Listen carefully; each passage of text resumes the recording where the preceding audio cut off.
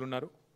ఇంకో రాబోయే రోజుల్లో ఇంకా దీనికి రెట్టింపు 3 రెట్లు పెరుగుతారయ్యా. మీరు ఏమాత్రం కంగారు పడాల్సిన అవసరం లేదు. హైదరాబాద్ ఒక ఉజ్వల నగరంగా భారతదేశంలో కాదు ప్రపంచంలోనే పెరుగుతుంది అని చెప్పి వాళ్ళకి ధైర్యం చెప్పి మీకేం కాదు అని చెప్పి చాలా గట్టిగా ఆనాడు కేసీఆర్ గారు ధైర్యం ఇచ్చి మొత్తానికి 2014లో మేము బాధ్యత తీసుకుంటే 2017 కల్లా మెట్రో మొదటి దశ పూర్తి చేసి గౌరవ ప్రధానమంత్రి గారిని ఆ ప్రారంభోత్సవానికి కూడా 3 ఏళ్ల కాలంలోనే మొదటి దశ పూర్తి చేసి ఆహ్వానించి వారి చేతుల మీదుగానే 17లో మీకు గుర్తుండాలి నవంబర్ 29 నాడు మెట్రో మొదటి దశని సక్సెస్ఫుల్గా మాకు 20-25% పనితో కాంగ్రెస్ ప్రభుత్వం అప్పజెప్తే మేము మొదటి దశ పూర్తి చేసి మొదటి కారిడార్ను వితిన్ 3 ఇయర్స్ కంప్లీట్ చేసి మేము ఇనాగ్రేట్ చేయడం జరిగింది. అట్లాగే ఆ తర్వాత కోవిడ్ వచ్చింది. కోవిడ్ వచ్చినాక మీకు తెలుసు అన్ని ప్రజా రవాణాలు మొత్తం ఎక్కడికక్కడ స్తంభించిపోయే పరిస్థితి. అప్పుడు కూడా మళ్ళీ ఇట్లాగే ఎల్ఎన్టీ వాళ్ళు కంగారు పడ్డారు. ఏమైపోతుందో మా భవిష్యత్తు అన్నట్టుగా నష్టాల్లో ఉన్నాం అది ఇదంటే కూడా ఆ రోజు మళ్ళీ కేసీఆర్ గారు పిలిచి మీకు అవసరమైతే సాఫ్ట్ లోన్ ఇస్తాం, వడ్డీ లేని రుణం ఇస్తాం, ఎందుకంటే నడపాలి ప్రజా రవాణా అన్నప్పుడు ప్రజలకు ఒక బాధ్యతతో మీరు 2070 దాకా ఉన్నది మీకు కాబట్టి మీరు నడపాలి అని చెప్పి వారికి ధైర్యం చెప్పి కేసీఆర్ గారు ఆనాడు ప్రభుత్వం నుండి ఒక లోన్ ఇచ్చి soft loan interest free soft loan 3000 crores ఇస్తామని చెప్పాము. అందులో 900 కోట్లు ఇచ్చాము కూడా. ఇచ్చి క్యాబినెట్ అనుమతితో ఆ రోజు ధైర్యం చెప్పి ఆ ఎల్ఎన్టీ సంస్థను నడిపించింది కేసీఆర్. చివరికి ఏ స్థాయికి పెరిగింది హైదరాబాద్లో మెట్రో అంటే మాకు హైదరాబాద్లో ఉండే ప్రజలు నేను ఎందుకంటే కొద్దిగా సోషల్ మీడియాలో యాక్టివ్గా ఉంటా కాబట్టి నాకు కంప్లైంట్లు చేసే స్థాయికి వచ్చింది. సార్ మాకు కోచులు సరిపోతలేవు, 5 లక్షల మంది ఇలా ప్రయాణం చేస్తున్నారు ప్రతిరోజు, అమీర్పేట లాంటి చోట్ల పీక్ అవర్స్లో మీద పడుతున్నారు, సరిపోవట్లేదు, కోచులు పెంచండి, ట్రైన్లు పెంచండి అని అడిగే కాడికి మెట్రో రైడర్షిప్ కూడా పెరిగింది కేసీఆర్ గారి ప్రభుత్వంలో, బీఆర్ఎస్ ప్రభుత్వంలో. ఆ స్థాయికి మేము మెట్రోని తీసుకొచ్చాం. అట్లాగే 69 కిలోమీటర్లు మెట్రోని పూర్తి చేసి ఒక పాత నగరం మినహా, పాత బస్తీ మినహా, ఓల్డ్ హైదరాబాద్ మినహా ఇక్కడ కూడా మరి ఆవాస హోటల్ వరకే వీళ్ళు ఒరిజినల్గా పెట్టింది ఏది మాదాపూర్లో. అక్కడ నుంచి మళ్ళీ రహేజా మైండ్ స్పేస్ దాకా కూడా ఎక్స్టెండ్ చేయించాం. దాదాపు ఇంకో 1.2 కిలోమీటర్స్ వారితో మాట్లాడి ఎక్స్టెండ్ చేయించి, ఎందుకంటే అత్యధికంగా అక్కడ ఉన్నారు ఉద్యోగులు, ఐటీ ఉద్యోగులు. ఆ రహేజా మైండ్ స్పేస్ అనే ఒక్క కాంప్లెక్స్లో 100 ఎకరాల కాంప్లెక్స్లో కొన్ని వేల మంది ఉద్యోగులు పనిచేస్తూ ఉన్నారు. కాబట్టి అర్థవంతంగా ఆలోచనతో స్కై వాక్లు పూర్తి చేసి ఇంత అద్భుతంగా హైదరాబాద్ మెట్రోని భారతదేశంలో మేము దిగిపోయే నాడు 2వ అతిపెద్ద metro network in the country was Hyderabad. ఏది ఢిల్లీ తర్వాత 2వది హైదరాబాద్. మేము ఇంకొక పని కూడా చేశాం. దిగిపోయే ముందు మేము సరిగ్గా ఒక 6 నెలల ముందు హైదరాబాద్ మిగతా అన్ని నగరాలకు కూడా భారతదేశంలో దాదాపు ఆ మెట్రో నగరాలకి ఎయిర్పోర్ట్ నుంచి సిటీకి మెట్రో ఉంది, ఎక్స్ప్రెస్ ఉంది, మన దగ్గర లేదు, ఇది ఆలోచన లేకుండా చేశారు అని చెప్పి కేసీఆర్ గారు ఒక నిర్ణయం తీసుకొని మరి ఎయిర్పోర్ట్ మెట్రో కూడా ఆనాడు మరి మైండ్ స్పేస్ నుంచి డైరెక్ట్గా శంషాబాద్కి ఏది ఓఆర్ఆర్ ఎంబడ తీసుకొని పోయేందుకు కూడా టెండర్ పూర్తి చేసినాం, శంకుస్థాపన చేసినాం. బ్రహ్మాండంగా మొత్తం టెండర్ పూర్తి చేసి ఎల్ఎన్టీ అనే సంస్థనే ఆ అవార్డు దక్కించుకున్నది. వాళ్ళు పని మొదలు పెట్టాలంతే. ఇంకా అద్భుతం ఏంటంటే ఏ మాటకు ఆ మాట ఆనాడు కాంగ్రెస్ ప్రభుత్వం డాక్టర్ రాజశేఖర రెడ్డి గారు ఎప్పుడైతే ఓఆర్ఆర్ నిర్మాణం చేశారో ఒక మంచి పని చేసినారు. అందులో ఏం చేసినారు, ఓఆర్ఆర్ చుట్టూతా మెట్రో రైల్ కారిడార్ కూడా స్థలం సేకరించి పెట్టినారు. అందుకే మేమేమనుకున్నామంటే మెట్రో అనేది రహేజా మైండ్ స్పేస్ నుంచి, ఎందుకంటే అక్కడ లక్షల మంది ఐటీ ఉద్యోగులు రావడం పోవడం ఓఆర్ఆర్ ఎట్లాగా ఉంది కానీ విపరీతంగా పెరుగుతున్నది, చుట్టూ అపార్ట్మెంట్లు వస్తున్నాయి, అక్కడ విపరీతమైన ట్రాఫిక్ రద్దీ కూడా పెరుగుతున్నది. కాబట్టి ఇక్కడ నుంచి కేవలం ఎయిర్పోర్ట్ వరకే పోదు, అది మధ్యలో స్టాప్స్ కూడా ఉంటాయి. బుద్వేల్లో, శంషాబాద్లో, యువతల నార్సింగిలో ఇన్ని స్టాప్స్ ఉంటాయి, ఖాజాగూడలో. దానివల్ల ఏమవుతుంది, ఎవరైనా అవసరమైతే ఫైనాన్షియల్ డిస్ట్రిక్ట్లో పనిచేసే వాళ్ళు కానీ, రాయదుర్గంలో పనిచేసే వాళ్ళు కానీ, మైండ్ స్పేస్లో పనిచేసే వాళ్ళు కానీ శంషాబాద్లో ఉంటూ కూడా రోజు వచ్చిపోవచ్చు.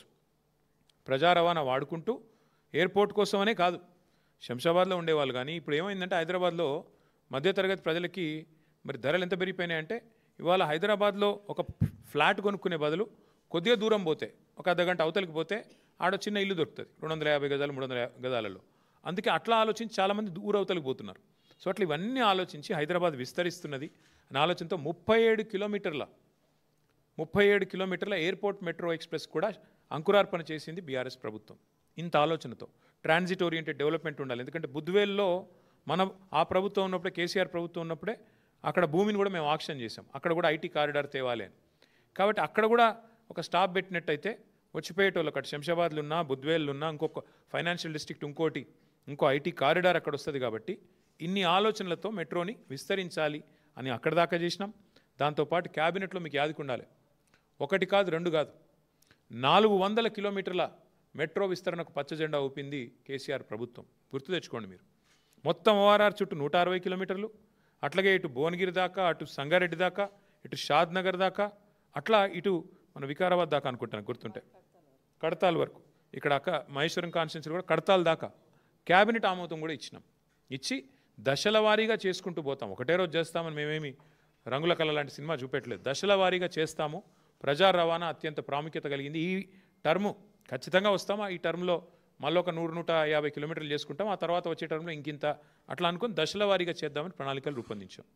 సరే, ఇట్లా మేము ప్రజా రవాణా విషయంలో ఆ మెట్రోను కాపాడుకుంటూ, మరొక వైపు విస్తరణకు ఏర్పాట్లు చేసుకుంటూ, ఎయిర్పోర్ట్కి ఏముండాలి, పాత బస్తీకి ఏముండాలి, ఇంకా ఎటువైపు ఏముండాలి, ఓఆర్ఆర్ చుట్టూతా డెవలప్మెంట్ ఎట్లా రావాలి, ఇంత సమగ్రమైన ఆలోచనతో ప్రణాళికతో మేము ముందుకు పోయినాం. ఈ ప్రభుత్వం వచ్చింది, మా ప్రభుత్వం పోయింది. డిసెంబర్లో 2023లో ఈ ప్రభుత్వం వచ్చింది.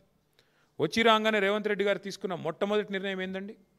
అనాలోచితంగా, బాధ్యతారాహిత్యంగా, నాకు తెలిసి మొదటిదో రెండోదో నిర్ణయం రాగానే ఎయిర్పోర్ట్ మెట్రో రద్దు. ఎందుకు రద్దు చేశారు అని ఎవరైనా అడిగితే ఆయన చెప్పిన కారణం కానీ ఇంకోటి కానీ ఎంత అనాలోచితం, ఎంత కుత్సితం అంటే అసలు అర్థము పర్థం ఏది లేదు. అప్పటికే టెండర్ అయిపోయింది. ల్యాండ్ అక్విజిషన్ కూడా చాలా పరిమితంగా ఉంది. ఎందుకంటే ఇప్పుడు కాంగ్రెస్ ప్రభుత్వం, మళ్ళీ చెప్తున్నాను నేను, కాంగ్రెస్ ప్రభుత్వమే ఆనాడు కట్టిన ఓఆర్ఆర్లో రాజశేఖర రెడ్డి గారి నాయకత్వంలో చుట్టూతా మెట్రో కారిడార్ పెట్టినారు. అందులో దాన్ని వాడుకొని జల్దీ కడదాం అనుకుంటే రాగానే ఫస్ట్ క్యాన్సల్. ఈ పాటికి అయిపోయేది ఎయిర్పోర్ట్ మెట్రో ఎక్స్ప్రెస్ కారిడార్. ఈ పాటికి 2 ఏళ్ళే దాని టర్ము. ఈ పాటికి అయిపోయేది. ఎందుకంటే అలా ల్యాండ్ అక్విజిషనే లేదు. స్ట్రైట్గా ఎట్ గ్రేడ్, మళ్ళీ అది కూడా పిల్లర్లు వేసేది కూడా అవసరం లేదు. ఎట్ గ్రేడ్ అంటే భూమి మీదే వేసుకుంటూ వెళ్ళిపోవచ్చు. ఎంత వేగంగా అంటే అంత వేగంగా చేయొచ్చు. ఇది మా ఎజెండా ఉండే. రాగానే ఫస్ట్ నిర్ణయం రద్దు ఎయిర్పోర్ట్ మెట్రో. ఎందుకు? పిచ్చి ఆలోచనలు. కేటీఆర్ భూములు ఉన్నాయట మధ్యలో, ఇక ఇట్లాంటి పిచ్చి ఆలోచనలతో ఈయన రాగానే ఫస్ట్ నిర్ణయం ఎల్ఎన్టీకి కొట్టిన దెబ్బ రద్దు. వాళ్ళు పోయి అడిగినారు, సార్ ఇది టెండర్ అయిపోయింది, మాకు అవార్డు అయింది, దయచేసి సహకరించండి అంటే నథింగ్ డూయింగ్, గెట్ అవుట్ అని చెప్పి ఎలగొట్టిండు. ఆడికెళ్ళి పంచాయతీ మొదలైంది ఎల్ఎన్టీకి, రేవంత్ రెడ్డికి. ఇప్పుడు ఏంది పరిస్థితి? ఏం జరుగుతున్నది అసలు ఈరోజు రాష్ట్రంలో? ఎంత దుర్మార్గమైన ప్రభుత్వం నడుస్తున్నది అంటే, ప్రపంచంలో ఎక్కడా కూడా ఒక పెట్టుబడిదారుడు ఒక డబ్బు పెట్టాలంటే, రూపాయి పెట్టాలంటే 10 సార్లు ఆలోచించుకొని పెడతారు ఎక్కడైనా సరే. అంటే అక్కడ వ్యవస్థ బాగుందా లేదా, ప్రభుత్వం బాగుందా, పాలసీ బాగుందా, బిజినెస్ కంటిన్యూటీ ఉందా, పాలసీ కంటిన్యూటీ ఉందా, లేకపోతే మళ్ళీ రెడ్ వచ్చే మొదలాడు అన్నట్టు కొత్తోడవడం వస్తే మళ్ళీ మొదటికెళ్ళి మొదలవుతుందా, ఏంది అని ఆలోచించుకొని ఎవరైనా కూడా జాగ్రత్తగా పెడతారు. అట్లాంటిది ఇవాళ ఈ ముఖ్యమంత్రి గారి అహంకారపూరిత వైఖరి, ఈ ముఖ్యమంత్రి గారి యొక్క ఏకపక్షమైన నియంతృత్వ పోకడలతో ఎల్ఎన్టీ లాంటి సంస్థ ఎంత ఇబ్బంది ఎదుర్కొంది అంటే, ఇప్పటికీ ఒక ప్రముఖ సంస్థ, అదేం చిన్న ఆషామాషి సంస్థ కాదు, ప్రపంచంలోనే పేరెన్నిక కలిగిన ఒక ఇన్ఫ్రా కంపెనీ, అది పబ్లిక్ లిస్టెడ్ కంపెనీ. ఇంకా వాళ్ళకు 2070 దాకా ఉంది ఇక్కడ లీజు. హైదరాబాద్ మెట్రోది పీపీపీలో 2070 దాకా ఉంది వాళ్ళకు. ఇంకా 45 ఏళ్ళు ఉంది. ఫస్ట్ క్వశ్చన్ ఏంటంటే, ఇవాళ ఎందుకు ఎల్ఎన్టీ అనే సంస్థ ఇక్కడ నుంచి వెళ్ళిపోయింది? దానికి ముఖ్యమంత్రి గారు, రాష్ట్ర ప్రభుత్వం సమాధానం చెప్పాలి. నెంబర్ 1, మా క్వశ్చన్ ఎందుకు పోయింది, ఎందుకు మీరు పంపించారు అర్ధాంతరంగా, ఏ కారణం చేత ఆ సంస్థ ఇక్కడ నుంచి నిష్క్రమించింది? కరోనా కష్టకాలం ఎదుర్కొన్నది, నష్టాలు వస్తే ఎదుర్కొన్నది, రాష్ట్ర విభజన తర్వాత ఏదో రైడర్షిప్ తగ్గుతుందనే అపోహలను తట్టుకొని నిలబడ్డది. ఇన్నిటి తర్వాత ఇలా సంస్థ వెళ్ళిపోయే పరిస్థితి వచ్చింది. హైదరాబాద్ ఉజ్వలంగా, ఒకవైపు మీరే చెప్తున్నారు కదా తెలంగాణ రైజింగ్ అని, మరి అంత రైజింగ్ అంటే ఎందుకు పారిపోయే పరిస్థితి వచ్చింది ఎల్ఎన్టీ చెప్పాలని చెప్పి నేను ముఖ్యమంత్రిని కోరుతున్నాను. అట్లాగే ఇంకొక మాట కూడా, ఇది ఇట్లా ఇంత పెద్ద సంస్థ అర్ధాంతరంగా తెలంగాణ నుంచి నిష్క్రమించడం అంటే, ఇది ఒక హైదరాబాద్కి మాత్రమే కాదు, మొత్తం తెలంగాణ రాష్ట్రానికి, పెట్టుబడుల స్వర్గధామంగా ఉన్న తెలంగాణ రాష్ట్రానికి ఇది ఒక మాయని మచ్చగా మేము భావిస్తూ ఉన్నాం. సాధారణంగా ఎక్కడైనా ఒక పరిశ్రమ పెడితే అక్కడ లోకల్ కొంతమంది ఉంటారు, నాయకులు, గూండాలు, చిన్నోళ్ళు, ఆకు రౌడీలు, వాళ్ళు బెదిరిస్తుంటారు, ఏయ్ మా దగ్గర పెడతావా అట్లా ఇట్లా అని. తెలంగాణలో ఇప్పుడు ఎట్లయిపోయిందంటే స్వయంగా ముఖ్యమంత్రి బెదిరించే కాడికి వచ్చింది. గలీజ్ అంటే పరిస్థితి. డైరెక్ట్గా నిస్సిగ్గుగా, మళ్ళీ ఏం భయం కూడా లేదు, సిగ్గుపడు కూడా లేదు, నిస్సిగ్గుగా ఎల్ఎన్టీ సిఎఫ్ఓని తీసుకుపోయి జైలు లేమని చెప్పిన నేను. శంకర్ రామన్ అనే ఒక సిఎఫ్ఓ గారు ఎల్ఎన్టీ ఏమన్నాడు? ఆయన పాపం ఫ్రీ బస్సు పెట్టినరు, కానీ మాకొచ్చే నష్టాల గురించి ఆలోచన చేయలేదు. మాది పీపీపీలో ఉన్నది, పీపీపీ అంటే పబ్లిక్ ప్రైవేట్ పార్ట్నర్షిప్. మేము పెట్టుబడి పెట్టినాం ఇలా, మరి హైదరాబాద్లో ఫ్రీ బస్ పెడితే మాకు కొంత నష్టం వస్తుంది కదా, మరి మమ్మల్ని కూడా చూసుకోవాలి కదా అన్నట్టు ఏదో అన్నాడు ఆయన. ఏమైనా జైలు వేయండి, వాడిని జైలు వేయండి అంటే ఏంది, నువ్వేమైనా నియంతవా, నువ్వు ఇడీ అమీన్వా, లేకపోతే నువ్వేమైనా ఆయన నార్త్ కొరియాలో ఉంటాడు ఒక ఆయన పుట్ట ఆయన పేరుంది కిమ్ గాయనవా, ఎవరు పోయి నువ్వు అసలు ఎవరు పడితే వాళ్ళని జైలు వేస్తావా నువ్వు? ఇంత అన్యాయం, ఇంత అరాచకం ఎట్లా కనబడుతుంది నీకు అర్థం కాదు. అంతంత పెద్ద పెద్ద సంస్థలు ఊకుంటాయి అనుకుంటున్నావా? వాళ్ళకేం వేరే మార్గాలు లేవా? అంటే నీ ఇష్టం ఉన్నట్టు మాట్లాడతా, నీ అహంకారపూరితంగా ఎవరిని పడితే వాళ్ళని జైలు వేస్తా, ఇంత అన్యాయమా? ఇంకొక దారుణమైన మాట ఏంటంటే, నేను చేసిన పథకాన్ని తప్పు పడతావా గంతోళ్ళ మీరు అన్నట్టు జైలు వేస్తా అంటే మీ తప్పులు ఎత్తి చూపితే జైలు వేసేస్తారా మీరు? ఇంత అరాచకమా? సమస్యను సామరస్యంగా ముఖ్యమంత్రి అంటే ఆయన పరిష్కరించాలి. వార్నింగ్లు ఇచ్చుడు, డాగేసుడు, కచ్చా డాగులేసుడు, ఉంటావా పోతావా అని ఇంకా బెదిరించండి. ఇంకో పేపర్లో చూపెడతానండి మీకు కావాలంటే. ఓ స్పీచ్లో చెప్తున్నాడు ముఖ్యమంత్రి, ఎల్ఎన్టీకి కేసీఆర్ అంటే కేటీఆర్ అంటే ఇష్టం ఉండొచ్చు, కానీ ఇప్పుడు ముఖ్యమంత్రి రేవంత్ రెడ్డి యాద పెట్టుకోండి అంటే ఇక ఓపెన్ దాదాగిరి. వాళ్ళేమైనా మా చుట్టాలా, వాళ్ళకేమైనా మాకు వ్యాపార భాగస్వామ్యం ఉందా? ఎల్ఎన్టీకి నేను కేసీఆర్ గారు ఎందుకు ఇష్టం ఉంటామండి నాకు అర్థం కాదు. ఆయన తిక్కలోడు కానీ వాళ్ళ మీద డాగేసుడు, ఇదంతా ఎట్లుందంటే ప్యాటర్ను. ఏం జరిగింది ఇవాళ మాకు అర్థమైన కాడికి చివరికి ఆఖరికి ఆ సంస్థ మా వల్ల కాదు ఇక్కడ తెలంగాణలో వ్యాపారం చేయడం అని చెప్పి పారిపోయే పరిస్థితి వచ్చింది. ఎందుకు? దీని వెనకాల లోతైన కుట్ర ఉంది. ఎల్ఎన్టీ మీద ముఖ్యమంత్రి గారి పగ ఈరోజుది కాదు. మేడిగడ్డ బరాజులో 2 పిల్లర్లు కుంగినాయి, 7th బ్లాక్లో 2 పిల్లర్లు కుంగినాయి. ఇది అక్టోబర్ 2023లో. ఆ సంస్థ ఏం చేసిన తర్వాత కాంగ్రెస్ ప్రభుత్వం వచ్చినాక వీళ్ళు పిలిస్తే ముందుకు వచ్చి రాష్ట్ర ప్రజల మీద రూపాయి భారం పడకుండా మేము పునర్నిర్మాణం చేస్తాం 7th బ్లాక్ అని వాళ్ళు ముందుకు వచ్చారు. ఈయన కోపం అది. మేడిగడ్డ కొట్టుకపోవాలని నేను చూస్తుంటే కాళేశ్వరం కూలేశ్వరం అయిపోయిందని చెప్పి నేను రోజు మొత్తుకుంటే నాకు లాభం అవుతుంది, కాళేశ్వరం ప్రాజెక్టును బద్నాం చేసి బతుకుదాం అనుకుంటే వీళ్ళు వాళ్ళ సొంత పైసలు పెట్టి రూపాయి అవసరం లేకుండా రాష్ట్ర ప్రజల మీద భారం పడకుండా ఎల్ఎన్టీ సంస్థ మొత్తం కడతానని వస్తే ఇక నేను ఇన్రోల్ చేసిన ప్రచారం అంతా చిల్లర ప్రచారం అని తేలిపోతుంది కదా అనేది ముఖ్యమంత్రి గారి దుగ్ధ. అక్కడ స్టార్ట్ అయింది పంచాయతీ. అక్కడికి వెళ్ళి ఎయిర్పోర్ట్ మెట్రో రద్దు, ఆ తర్వాత ఎల్ఎన్టీ మీద మరి ఆ మేడిగడ్డ బరాజ్ మీద, అన్నారం బరాజ్ మీద వరుసగా మేడిగడ్డ నుంచి మెట్రో దాకా వెంటాడుతూనే ఉన్నాడు, వాళ్ళని వేధిస్తూనే ఉన్నాడు ఈ ముఖ్యమంత్రి. జైలు వేస్తా అంటాడు. ఈ రకంగా పిచ్చి మాటలు మాట్లాడి చివరికి ఆ ఎల్ఎన్టీ అనే సంస్థ కక్షగట్టి మరి ఇవాళ నానా యాగి చేసి వాళ్ళని వెళ్ళిపోయేటట్టు చేసింది కేవలం రేవంత్ రెడ్డి గారే. ఏం తప్పు చేసింది ఎల్ఎన్టీ? మీకు అడ్డం వచ్చిందా? మీ బాంబులేటి శ్రీనివాసరెడ్డి గారి కంపెనీకి అడ్డం వచ్చిందా? ఇక్కడ కాంట్రాక్ట్లల్లో ఏమైంది? ఇబ్బంది ఏంది? ఇచ్చుకున్నావు కదా నువ్వే. నారాయణపేట కొడంగల్ లిఫ్ట్ ఇరిగేషన్ ప్రాజెక్టులో ఇదే ఎల్ఎన్టీ సంస్థ ఒక అంతర్జాతీయ సంస్థ. ఇది వాళ్ళకట క్వాలిఫికేషన్ లేదంట, బాంబులేటి కంపెనీకి మాత్రం క్వాలిఫికేషన్ ఉందంట. అంటే అంత గొప్ప కంపెనీ బాంబులేటిది, కానీ ఎల్ఎన్టీకి మాత్రం లేదంట. అట్లా ముఖ్యమంత్రి గారు కక్షగట్టి ఆయన సొంత నియోజకవర్గంలో ఉండే నారాయణపేట కొడంగల్ వరకు కూడా ఎల్ఎన్టీని కావాలని టెక్నికల్గా డిస్క్వాలిఫై చేయించి ఇన్సల్ట్ చేసి మీరు మా రాష్ట్రంలో నేనున్నంత కాలం పనిచేయడానికి వీల్లేదు అని చెప్పి కక్షగడితే చివరికి వాళ్ళు ఈయనకు వంత పాడకపోతే, మేడిగడ్డ కొట్టుకపోతుంది అని నువ్వు చేసే చిల్లర ప్రచారానికి వంత పాడకపోతే అది రిపేర్ చేయొచ్చు, ఆ రిపేర్ కూడా మేమే చేస్తాం 250 కోట్లు పెట్టి అని చెబితే నీకు నచ్చక వాళ్ళకు కాంట్రాక్టులు దక్కకుండా చేసి, వాళ్ళను బతకనీయకుండా చేసి, సంస్థ లాభాలకు వెళ్ళి నష్టాలకు పోయేటట్టు చేసి చివరికి ఈ రకంగా ఎలగొట్టిండి. వాళ్ళ మెడలు పెట్టి నూకేసినట్టు ఒక రకంగా చెప్పాలంటే. తెల్లారులేస్తే ఈ ముఖ్యమంత్రి గారు మీరు వింటూ ఉంటారు, ఖజానా ఖాళీ, నా దగ్గర పైసలు లేవు, కోసుక తింటారా నన్ను, ఏం చేయాలి నేను అని మాట్లాడతారు. తెల్లారులేస్తే అప్పు పుడతలేదు అని తెల్లారులేస్తే డైలాగు రోజు. మరి వాళ్ళు నేను అడుగుతున్నా ముఖ్యమంత్రి గారిని, 15,000 కోట్ల రూపాయలు ఇవాళ మీరు తీసుకున్న ఈ అనాలోచిత నిర్ణయం వల్ల 15,000 కోట్ల రూపాయలు ఏదైతే ఒక ప్రైవేట్ సంస్థ భారం మోసిందో ఇన్ని రోజులు, ఇవాళ అది మొత్తం వచ్చి రాష్ట్ర ప్రజల నెత్తి మీద పడ్డది. నీ అనాలోచితమైన నీ తప్పుడు విధానాల వల్ల, నీ బ్లాక్మెయిల్ రాజకీయాల వల్ల, నీ అహంకారపూరితమైన నియంతృత్వ పోకడల వల్ల ఇవాళ ఒక ప్రైవేట్ సంస్థ గత 12 ఏళ్ళుగా 13 ఏళ్ళుగా మరి ఏదైతే ఆ భారం అంతా మోస్తూ ఫస్ట్ ఫేజ్ అంతా కట్టిందో, ఇంకా 70 దాకా కూడా వాళ్ళకు ఒప్పందం ఉందో, ఒప్పందం ప్రకారం వాళ్ళే మోయాలా. నష్టం వచ్చినా కష్టం వచ్చినా వాళ్ళకి ఇచ్చిన భూముల్లో కట్టుకోవాలి. ఆ కట్టుకున్న ద్వారా మీకు ఐడియా ఉండొచ్చు, లేదంటే ఒక నిమిషం చెప్తాను. మెట్రో సంస్థకి అప్పట్లో ఉన్న ప్రభుత్వం, కాంగ్రెస్ ప్రభుత్వం 280 ఎకరాల స్థలం ఇచ్చింది హైదరాబాద్లో, విలువైన స్థలం. ఏం చెప్పింది వాళ్ళకి? మీరు 18 కోట్ల చదరపు అడుగుల్లో మీరు రియల్ ఎస్టేట్ కట్టుకుంటే దానివల్ల మీకు దగ్గర దగ్గర 50% ఆదాయం మీకు దాని నుంచే వస్తుంది కిరాయిల ద్వారా. 18 కోట్ల అడుగులు అంటే 18 crore square feet of constructed space కట్టుకోమని చెప్పి ఇచ్చినారు. ఇంకో 50% టికెట్ల ద్వారా, 45% ఇట్లా ఈ కట్టుకున్న వాటి నుంచి వచ్చే రెంటల్స్ ద్వారా, 18 కోట్లు కట్టిన దాని నుంచి వచ్చే రెంటల్ ద్వారా, ఇంకొక 5% అడ్వర్టైజ్మెంట్ల ద్వారా వాళ్ళు చేసుకోవాలి.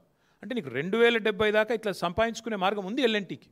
వాళ్ళు నిర్మాణ రంగ సంస్థ, వాళ్ళు ఫటాఫట్ కొన్ని కట్టినరు కూడా, పంజగుట్టల మాల్ కట్టినరు, ఎర్రమంజిల్లో కట్టినరు, మాదాపూర్లో కట్టినరు, మిగతా కూడా కట్టిపించేది ఉండే నువ్వు. ఇప్పుడు ఆ 15,000 కోట్ల భారం వాళ్ళ మీదకి వెళ్ళి నీ నెత్తి మీద ఎందుకు పెట్టుకున్నావు? నీ నెత్తి మీదకి వెళ్ళి బలవంతంగా రాష్ట్ర ప్రజల మీద ఎందుకు రుద్దుతున్నావు?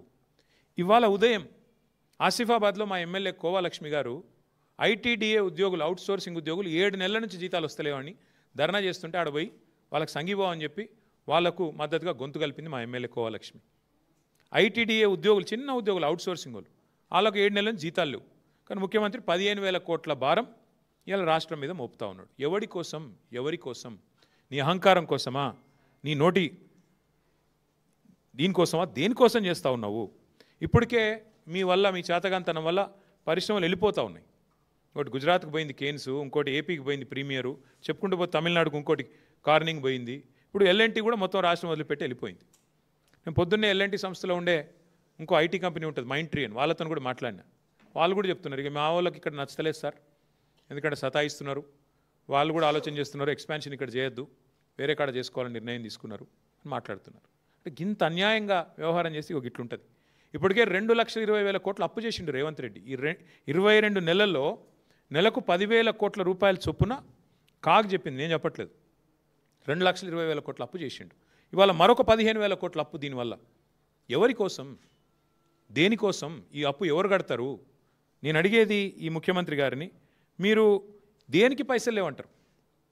ఆర్టీసీ కార్మికులను ఆదుకునేందుకు పైసలు లేవు, ఉద్యోగస్తులకు డిఎల్ ఇచ్చేందుకు పైసలు లేవు, రిటైర్డ్ అయిన ఉద్యోగులకు రిటైర్మెంట్ బెనిఫిట్స్ ఇచ్చేందుకు పైసలు లేవు, 6 గ్యారంటీల అమలుకు పైసలు లేవు. మరి 15,000 కోట్ల అప్పు ఎందుకు? ఎవరి కోసం? ఏ కారణం చేత మీరు తీసుకుంటున్నారో చెప్పాలని చెప్పి నేను కోరుతా ఉన్నాను.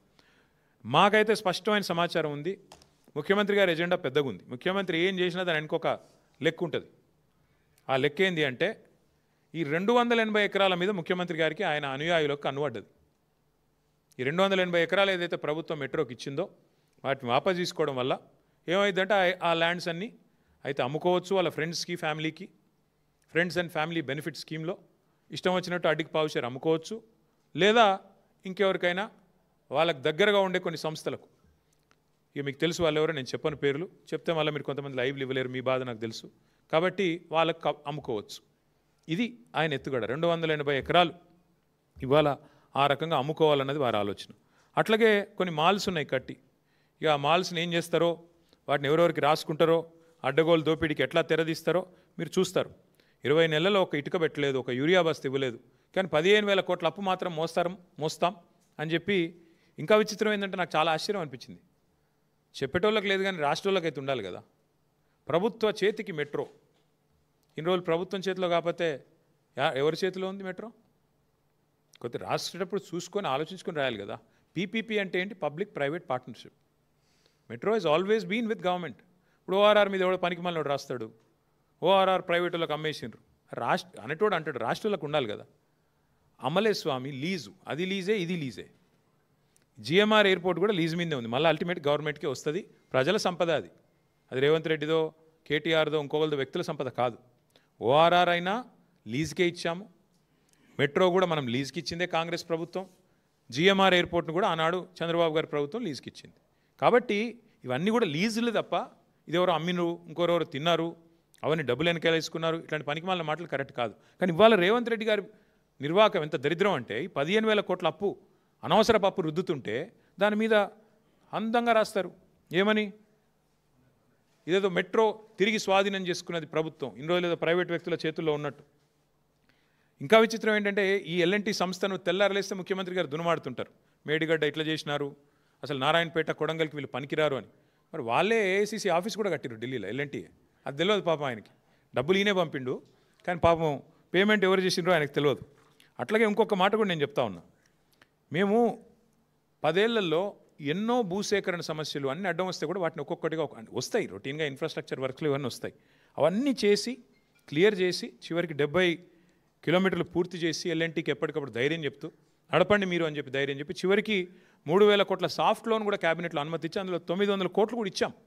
ఇచ్చి దాని ప్రజా రవాణా వ్యవస్థ సాధారణంగా నష్టాల్లో పోయినా దాని లాభం నష్టం అని చూసుకోకుండా ప్రజలకు ఉపయోగపడుతుంది కాబట్టి ఆ రకంగా మేము ముందుకు తీసుకొని పోతే ఇవాళ ఇష్టం వచ్చినట్టుగా ఆలోచన లేకుండా ఇష్టం వచ్చినట్టు రద్దు చేసినారు. ఇంకా విచిత్రమైన ఒక మాట చెప్తాను మీకు ప్రజా రవాణా పట్ల ముఖ్యమంత్రి గారికి ఉన్న అవగాహన గురించి. రహేజా మైండ్ స్పేస్ దగ్గర రోజు ట్రాఫిక్ జామ్ అవుతున్నది. ఇవాళ రేపు మీరు రోజు వీళ్ళ పెడుతున్నారు సోషల్ మీడియాలో పిల్లలు కూడా, ఓ ఇంత ట్రాఫిక్ అయింది అంత ట్రాఫిక్ అయింది, టీ హబ్ దగ్గర టీ వర్క్స్ దగ్గర అని మీరే పెడతారు.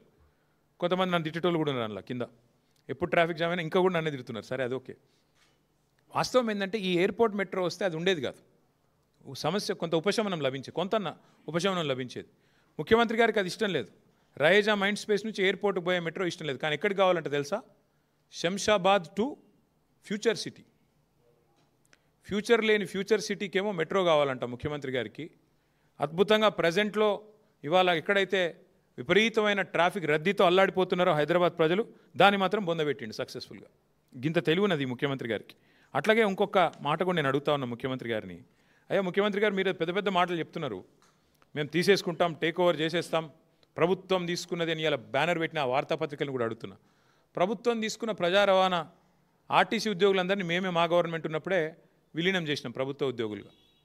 ఈరోజు ఆర్టీసీలో పరిస్థితి ఏంటండి? ఈ ప్రభుత్వం కాంగ్రెస్ ప్రభుత్వం వచ్చినాక ఆర్టీసీ ఉద్యోగులను విలీనం చేస్తూ కేసీఆర్ ప్రభుత్వం చర్యలు తీసుకున్నా, నిర్ణయం తీసుకున్నా, జీవో ఇచ్చినా ఈరోజు వరకు అపాయింటెడ్ డే ఇయ్యలే ఈ ముఖ్యమంత్రి, ఈ ప్రభుత్వం కాంగ్రెస్ ప్రభుత్వం. ఆర్టీసీలో ఇప్పటివరకు ఒక నియామకం చేయలే మీరు. అందుకే డ్రైవర్లకు కండక్టర్లకు ఇలా విపరీతమైన పనిభారం పెరిగింది, ముఖ్యంగా ఫ్రీ బస్ పెట్టినాక. ఒక్కొక్కరు 12 గంటల నుంచి 16 గంటలు పనిచేస్తున్నారు నాన్ స్టాప్గా ఆర్టీసీలో. పనిభారం ఒత్తిడి కారణంగా శారీరక సమస్యల వల్ల, గుండెపోటు లాంటి విషయాల వల్ల కూడా, సమస్యల వల్ల కూడా చాలామంది చచ్చిపోతున్నారు. చిన్న చిన్న కారణాలకు గత 20 నెలల కాలంలో 600 మందిని ఉద్యోగాల నుంచి తొలగించినారు. వాళ్ళు పాపం లేబర్ కోర్టుల చుట్టూ తిరుగుతున్నారు. ఆర్టీసీలో యూనియన్లను పునరుద్ధరిస్తామని మాట ఇచ్చినారు, ఇంకా చాలా చెప్పారు. కానీ ఈరోజు వరకు ఒక్కటంటే ఒకటి పని చేయలేకపోగా ఇంకేం చేస్తున్నారు మీరు?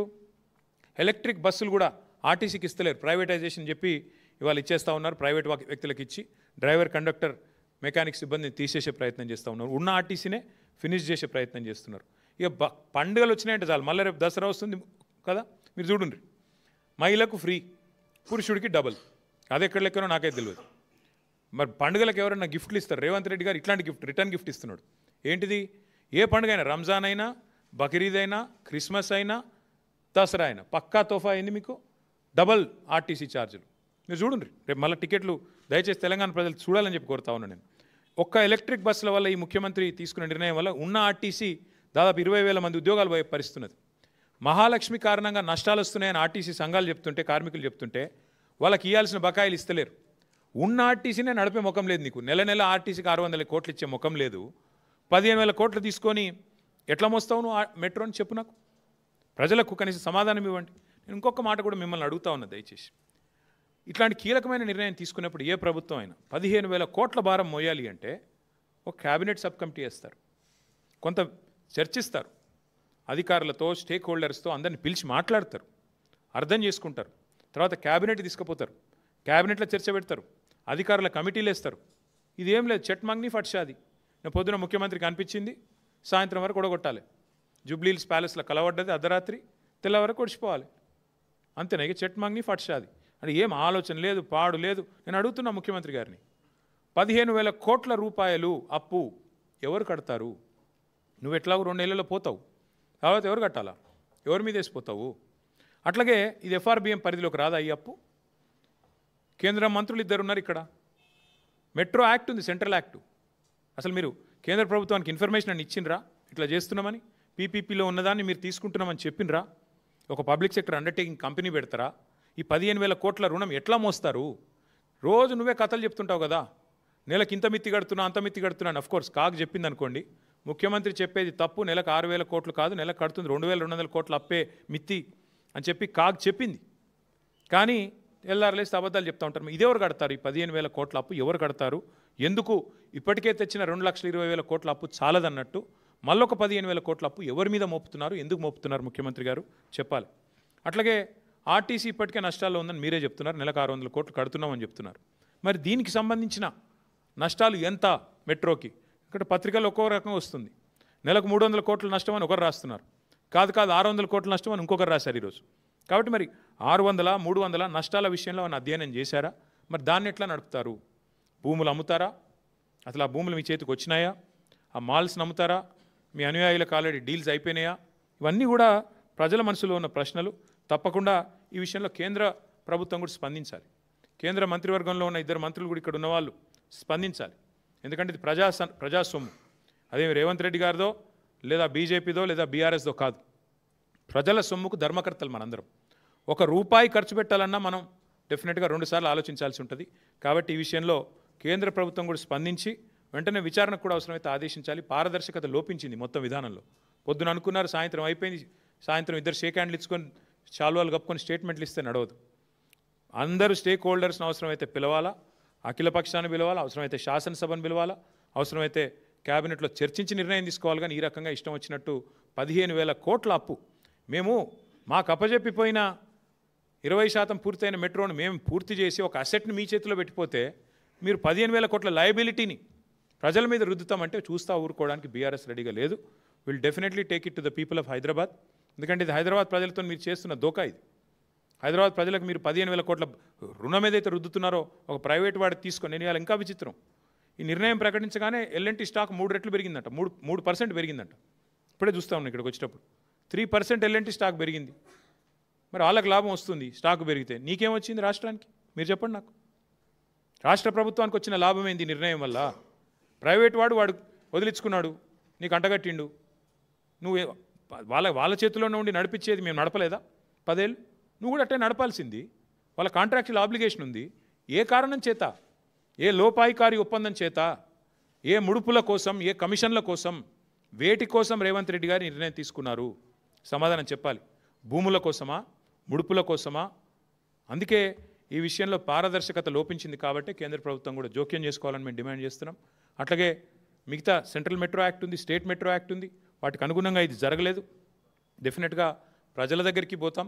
అవసరమైతే ఇంకా ఏ రూపంలో ముందుకు పోవాలో నిపుణులతో చర్చించి, పెద్దలతో చర్చించి నిర్ణయం తీసుకుంటాం. ఈ ప్రశ్నలన్నిటికీ ప్రభుత్వం నుంచి సమాధానం వస్తుందని ఆశిస్తున్నాం.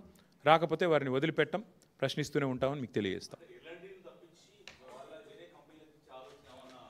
మీకేమైనా డౌట్ ఉందా? భూములు అమ్ముకోవాలి, రేవంత్ రెడ్డి గారు ఏం చేసినా దాని వెనకాల ఒక స్కీమ్ ఉంటుంది. ఆ స్కీమ్ వెనకాల స్కామ్ ఉంటుంది పక్కా. ఇది ఆయన పేరుకి ముఖ్యమంత్రి, కానీ ఆయన దందా బ్లాక్మెయిల్. కాబట్టి మీరు చూస్తారు కదా. నేను ఇంకోటి కూడా ఇదేమో ఇప్పుడు నేను చెప్పించాలి ఒక విషయం, ఇంకో పెద్ద విషయం కూడా ఇంకో 4-5 రోజుల్లో చెప్తాను. నేను ఇంకో కార్పొరేట్ సంస్థను కూడా ఎట్లా బ్లాక్మెయిల్ చేశారో అది కూడా చెప్తాను, ఆధారాలతో సహా చెప్తాను. బాంబులేటి గారు, తర్వాత పాపం కాంగ్రెస్ వాళ్ళు 2 ఏళ్ళుగా కళ్ళు గంటూనే ఉన్నారు. వాళ్ళ కళ్ళు కాచిపోతూ ఉన్నాయి చూసి మమ్మల్ని అరెస్ట్ చేసుకుంటారా, ఏం చేసుకుంటారని ఇదే వేదిక ద్వారా ఇక్కడ గతంలో చెప్పాను. నేను మీకు ఏం చేసుకుంటారో చేసుకోండి, నేను తప్పు చేయలేదని చెప్పాను. ఇప్పుడు కూడా అదే చెప్తున్నాను, ఏ తప్పు చేయలేదు. ఎంత ధైర్యం ఉంటే నేను ఒక మంత్రిగా పనిచేసిన వాడిని 10 ఏళ్ళు లై డిటెక్టర్ టెస్ట్ తీసుకుంటాను అని చెప్పాను. రేవంత్ రెడ్డి గారు కూడా తీసుకుంటారా అని అడిగాను. ఆయన మీద ఏసీబీ కేసు ఉంది, నా మీద ఏసీబీ కేసు ఉంది, రండి అని చెప్పాను. ఇప్పుడు కూడా మళ్ళీ అదే ఆఫర్ ఇస్తున్నా. ఇట్లాగే కెమెరాలు పెట్టండి, ఒక 10-15 లై డిటెక్టర్ టెస్ట్ నేను మీ కెమెరాల ముందు తీసుకుంటా. నేను తప్పు చేయలేదు. నిజాయితీకి ధైర్యం ఎక్కువ. సరే, దానికి కొంతమంది అహంకారం అనొచ్చు కాక, కానీ నేనేమంటానంటే అల్టిమేట్గా నేను తప్పు చేయలేదు కాబట్టి నాకు ఆ ధైర్యం ఉంది. కానీ ఇది అప్రస్తుతం, అనవసర విషయం.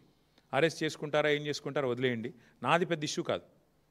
నన్ను అరెస్ట్ చేస్తే ఆయన కొంత పైశాచిక ఆనందం వస్తుంది కావచ్చు, అది కూడా ఓకే. కానీ మేము వదిలిపెట్టాం కాంగ్రెస్ పార్టీని. 4,000 రూపాయలు ముసలోళ్ళకి ఎప్పుడు ఇస్తావు? 2,500 ఆడబిడ్డలకు ఎప్పుడు ఇస్తావు? స్కూటీలు ఎప్పుడు ఇస్తావు? తులం బంగారం ఎప్పుడు ఇస్తావు? నువ్వు ఎన్ని డైవర్షన్ గేమ్లు ఆడినా మేము మాత్రం అదే పట్టుకుంటాం. మా ఇష్యూ చిన్నది. మమ్మల్ని అరెస్ట్ చేసుకుంటారా, కేసులు పెడతారా, ఏం చేస్తారా, అది ఓకే. మేము ప్రజల తరపున అడుగుతూనే ఉంటాం, వదిలిపెట్టాం.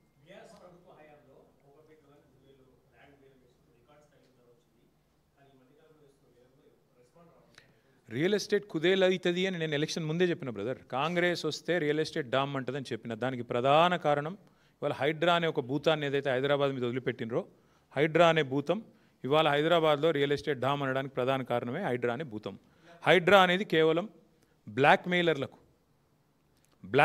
బ్లాక్మెయిలర్లకు ఆలంబనగా మారింది. దానివల్ల ఇవాళ 100 కోట్ల రూపాయలు చేతులు మారుతూ ఉన్నాయి. హైడ్రా అనే సంస్థ వల్ల ఇవాళ బిల్డర్లను, అదేవిధంగా కాంట్రాక్టర్లను బెదిరించడానికి, కొంతమంది స్థలం యజమానులను బెదిరించడానికి. మీరు చూడండి, హైడ్రా అనేది పెద్దవాళ్లకు మాత్రం చుట్టం, పేదవాళ్లకు మాత్రం భూతం.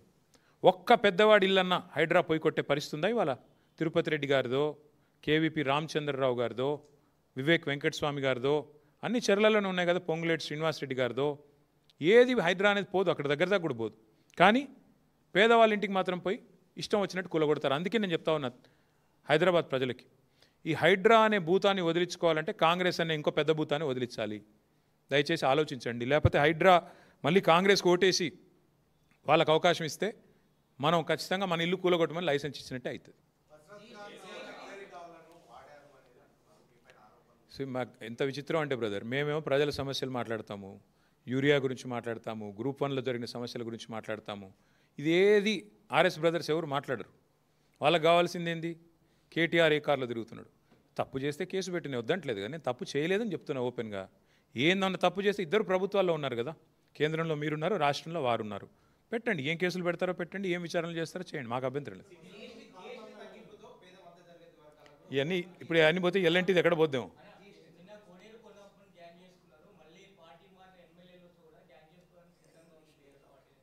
అని ఎవరు చెప్పారు మీకు? అంటా ఉన్నారంటే అన్నవాళ్ళని అడగండి, నాకు తెలియదు.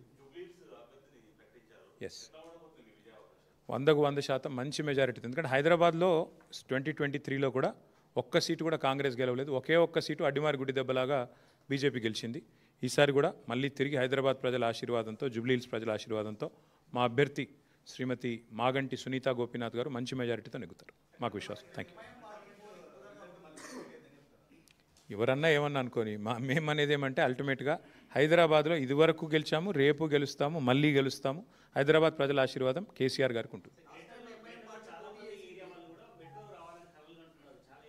కరెక్ట్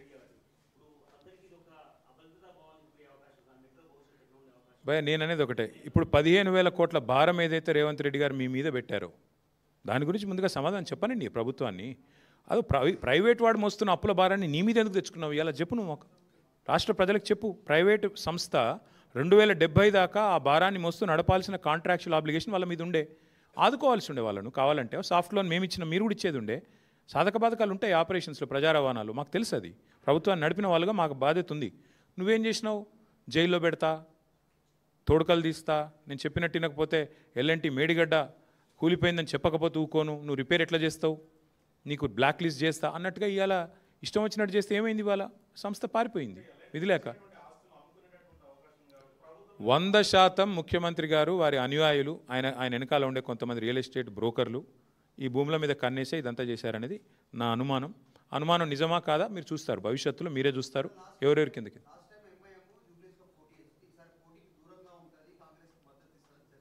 వారిని అడగడు, కాదు కడతాల్ వరకు, ఇక్కడ మహేశ్వరం కాన్స్టిట్యున్సీ కూడా కడతాల్ దాకా క్యాబినెట్ ఆమోదం కూడా ఇచ్చినాం.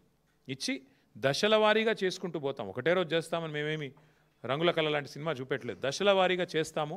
ప్రజా రవాణా అత్యంత ప్రాముఖ్యత కలిగింది. ఈ టర్ము ఖచ్చితంగా వస్తాము. ఈ టర్మ్లో మళ్ళీ ఒక 100-150 కిలోమీటర్లు చేసుకుంటాం. ఆ తర్వాత వచ్చే టర్మ్లో ఇంకింత అట్లా అనుకుని దశల వారీగా చేద్దామని ప్రణాళికలు రూపొందించాం.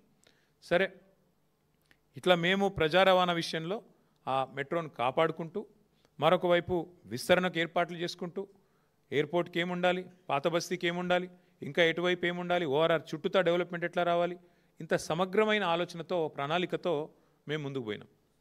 ఈ ప్రభుత్వం వచ్చింది, మా ప్రభుత్వం పోయింది. డిసెంబర్లో 2023లో ఈ ప్రభుత్వం వచ్చింది. వచ్చి రాగానే రేవంత్ రెడ్డి గారు తీసుకున్న మొట్టమొదటి నిర్ణయం ఏందండి? అనాలోచితంగా, బాధ్యతారాహిత్యంగా, నాకు తెలిసి మొదటిదో రెండోదో నిర్ణయం రాగానే ఎయిర్పోర్ట్ మెట్రో రద్దు.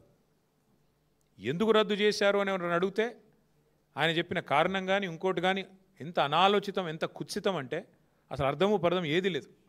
అప్పటికే టెండర్ అయిపోయింది.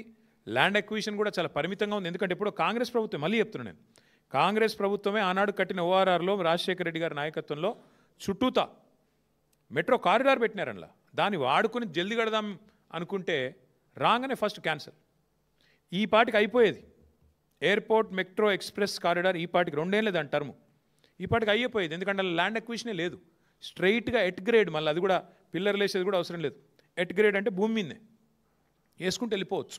ఎంత వేగంగా అంటే అంత వేగంగా చేయొచ్చు. ఇది మా ఎజెండా ఉండే. రాగానే ఫస్ట్ నిర్ణయం రద్దు. Airport metro. ఎందుకు? పిచ్చి ఆలోచనలు. కేటీఆర్ భూములు ఉన్నాయట మధ్యలో. ఇక ఇట్లాంటి పిచ్చి ఆలోచనలతో ఈయన రాగానే ఫస్ట్ నిర్ణయం ఎల్ఎన్టీకి కొట్టిన దెబ్బ రద్దు.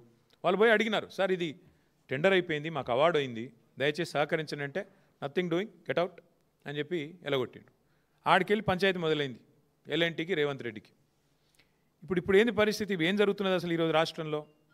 ఎంత దుర్మార్గమైన ప్రభుత్వం నడుస్తున్నది అంటే, ప్రపంచంలో ఎక్కడా కూడా ఒక పెట్టుబడిదారుడు ఒక డబ్బు పెట్టాలంటే, రూపాయి పెట్టాలంటే 10 సార్లు ఆలోచించుకొని పెడతారు ఎక్కడైనా సరే. అంటే అక్కడ వ్యవస్థ బాగుందా లేదా, ప్రభుత్వం బాగుందా, పాలసీ బాగుందా, బిజినెస్ కంటిన్యూటీ ఉందా, పాలసీ కంటిన్యూటీ ఉందా, లేకపోతే మళ్ళీ రెడ్ వచ్చే మొదలాడు అన్నట్టు కొత్తోడవడం వస్తే మళ్ళీ మొదటికెళ్ళి మొదలవుతుందా, ఏంది అని ఆలోచించుకొని ఎవరైనా కూడా జాగ్రత్తగా పెడతారు. అట్లాంటిది ఇవాళ ఈ ముఖ్యమంత్రి గారి అహంకారపూరిత వైఖరి, ఈ ముఖ్యమంత్రి గారి యొక్క ఏకపక్షమైన నియంతృత్వ పోకడలతో ఎల్ఎన్టీ లాంటి సంస్థ ఎంత ఇబ్బంది ఎదుర్కొంది అంటే, ఇప్పటికీ ఒక ప్రముఖ సంస్థ, అదేం చిన్న ఆషామాషి సంస్థ కాదు, ప్రపంచంలోనే పేరెన్నిక కలిగిన ఒక ఇన్ఫ్రా కంపెనీ, అది పబ్లిక్ లిస్టెడ్ కంపెనీ. ఇంకా వాళ్ళకు 2070 దాకా ఉంది ఇక్కడ లీజు. హైదరాబాద్ మెట్రోది పీపీపీలో 2070 దాకా ఉంది వాళ్ళకు, ఇంకా 45 ఏళ్ళు ఉంది. ఫస్ట్ క్వశ్చన్ ఏంటంటే, ఇవాళ ఎందుకు ఎల్ఎన్టీ అనే సంస్థ ఇక్కడ నుంచి వెళ్ళిపోయింది? దానికి ముఖ్యమంత్రి గారు, రాష్ట్ర ప్రభుత్వం సమాధానం చెప్పాలి. నెంబర్ 1, మా క్వశ్చన్ ఎందుకు పోయింది, ఎందుకు మీరు పంపించారు అర్ధాంతరంగా, ఏ కారణం చేత ఆ సంస్థ ఇక్కడ నుంచి నిష్క్రమించింది? కరోనా కష్టకాలం ఎదుర్కొన్నది, నష్టాలు వస్తే ఎదుర్కొన్నది, రాష్ట్ర విభజన తర్వాత ఏదో రైడర్షిప్ తగ్గుతుందనే అపోహలను తట్టుకొని నిలబడ్డది. ఇన్నిటి తర్వాత ఇలా సంస్థ వెళ్ళిపోయే పరిస్థితి వచ్చింది. హైదరాబాద్ ఉజ్వలంగా, ఒకవైపు మీరే చెప్తున్నారు కదా తెలంగాణ రైజింగ్ రైజింగ్ అని, మరి అంత రైజింగ్ అంటే ఎందుకు పారిపోయే పరిస్థితి వచ్చింది ఎల్ఎన్టీ చెప్పాలని చెప్పి నేను ముఖ్యమంత్రిని కోరుతున్నాను. అట్లాగే ఇంకొక మాట కూడా, ఇది ఇట్లా ఇంత పెద్ద సంస్థ అర్ధాంతరంగా తెలంగాణ నుంచి నిష్క్రమించడం అంటే, ఇది ఒక హైదరాబాద్కి మాత్రమే కాదు, మొత్తం తెలంగాణ రాష్ట్రానికి, పెట్టుబడుల స్వర్గధామంగా ఉన్న తెలంగాణ రాష్ట్రానికి ఇది ఒక మాయని మచ్చగా మేము భావిస్తూ ఉన్నాం. సాధారణంగా ఎక్కడైనా ఒక పరిశ్రమ పెడితే అక్కడ లోకల్ కొంతమంది ఉంటారు, నాయకులు, గూండాలు, చిన్నచిన్నోళ్ళు, ఆకు రౌడీలు, వాళ్ళు బెదిరిస్తుంటారు, ఏయ్ మా దగ్గర పెడతావా అట్లా ఇట్లా అని. తెలంగాణలో ఇప్పుడు ఎట్లయిపోయిందంటే స్వయంగా ముఖ్యమంత్రి బెదిరించే కాడికి వచ్చింది. గలీజ్ అంటే పరిస్థితి. డైరెక్ట్గా నిస్సిగ్గుగా, మళ్ళీ భయం కూడా లేదు, సిగ్గుపడు కూడా లేదు, నిస్సిగ్గుగా ఎల్ఎన్టీ సిఎఫ్ఓని తీసుకుపోయి జైలు వేయమని చెప్పిన నేను. శంకర్ రామన్ అనే ఒక సిఎఫ్ఓ గారు ఎల్ఎన్టీ ఏమన్నాడు? ఆయన పాపం ఫ్రీ బస్సు పెట్టినరు, కానీ మాకొచ్చే నష్టాల గురించి ఆలోచన చేయలేదు. మాది పీపీపీలో ఉన్నది. పీపీపీ అంటే పబ్లిక్ ప్రైవేట్ పార్ట్నర్షిప్. మేము పెట్టుబడి పెట్టినాం ఇలా, మరి హైదరాబాద్లో ఫ్రీ బస్సు పెడితే మాకు కొంత నష్టం వస్తుంది కదా, మరి మామూలుగా కూడా చూసుకోవాలి కదా అన్నట్టు ఏదో అన్నాడు ఆయన. ఏమైనా జైలు వేయండి, వాడిని జైలు వేయండి అంటే ఏంది, నువ్వేమైనా నియంతవా, నువ్వు ఇడీ అమీన్వా, లేకపోతే నువ్వేమైనా ఆయన నార్త్ కొరియాలో ఉంటాడు ఒక ఆయన పొట్టి ఆయన పేరుందా, కిమ్ గాయనవా, ఎవరు పోయి నువ్వు అసలు ఎవరు పడితే వాళ్ళని జైలు వేస్తావా నువ్వు? గింత అన్యాయం, ఇంత అరాచకం ఎట్లా కనబడుతుంది నీకు అర్థం కాదు. అంతంత పెద్ద పెద్ద సంస్థలు ఊకుంటాయి అనుకుంటున్నావా? వాళ్ళకేం వేరే మార్గాలు లేవా? అంటే నీ ఇష్టం ఉన్నట్టు మాట్లాడతా, నీ అహంకారపూరితంగా ఎవరిని పడితే వాళ్ళని జైలు వేస్తా, ఇంత అన్యాయమా?